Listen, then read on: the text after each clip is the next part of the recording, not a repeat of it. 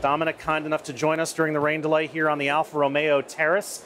You broke serve 6 times today. You won 56% of your second serve points. We'll show some of the highlights from the match. Give yourself a grade today. How do you think you did? It was a very good match. I didn't know Matteo first, and he's a really good player. I think he has a very nice future ahead of him. So it's always something special to play somebody I didn't, because it's not happening that often. So in general, I'm satisfied with the performance. See the match here. What is the process, though, when you've never seen an opponent before and you've only got, you know, in this case, 48 hours? I mean, are you watching him on YouTube? How are you getting up to speed on his game? Today was the advantage that he played in the second round Gulbis, which we have the same coach. Yes. So my coach watched the whole match, which was an advantage for me, because so he knew Berrettini a little bit and he told me everything. And that's why I went well prepared in there, and yeah, that's what made it good today. Good way to end a match right there. You know, the fact that you bring up that you trained with Ernest Gulbis for so long brings me to a question that I've meant to ask you for a long time. Ernest Gulbis is nuts. And I say that with all possible respect, but it's widely known. He's a character. He has some character, but he is a character. You're a very even-keeled, cool, calm, and collected customer. How did you manage in the presence of Gulbis for all those years to grow up to be such a buttoned-up young fellow? Yeah, it was when we met, or when he started to practice with my coach, I was 19, and he really helped me a lot. I was practicing with him. It was amazing for me, because to practice all day long with a top 100 player was priceless. And in general, we had a great time together, actually. And now he's married, he has a kid, so I think he calmed down. But still, I mean, I don't want to miss any time with him. He's a great guy. We had a lot of fun together. We had a lot of great practices together. We are still having, so I really like him.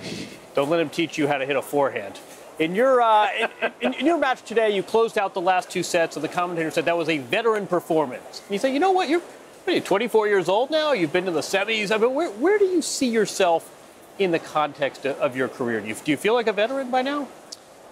Not really. I feel like a middle guy. I mean, there are many younger guys than me already, but still, I think I have a pretty long career ahead.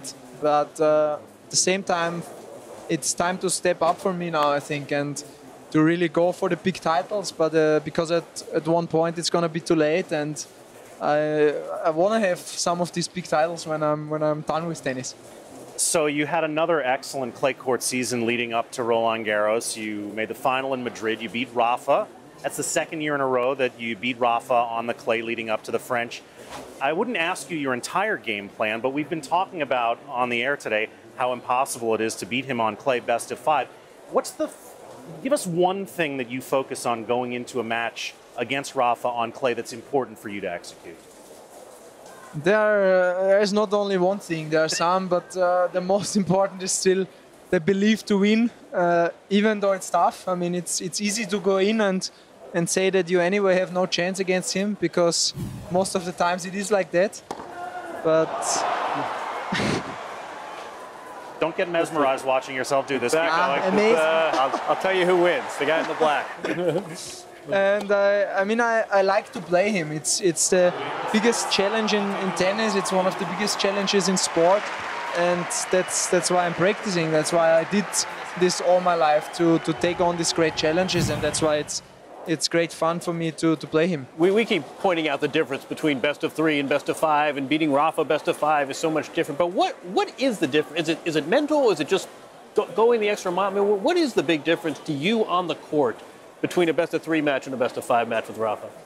The thing is that against many guys, you know that they have a little drop at one point, but not Rafa. I mean, doesn't matter if he plays 1 hour or 5 hours, he won't give you 1 second to breathe, and of course that's even tougher to handle best of 5. But I think it's so important if you want to beat him to win the first set, because if you don't do it, it's gonna be a long way.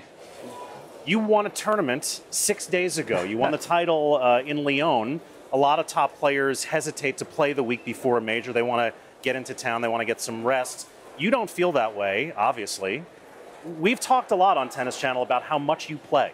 And some of our commentators think that maybe you play too much and that it might take the toll on you in the second half of the season. Why do you believe that your schedule is right for you? I made really good experiences with that. 2 years ago I won in Nice, and then I played semis here. Then I watched a little bit from Stan Wawrinka. He played Geneva. After that he won the French Open.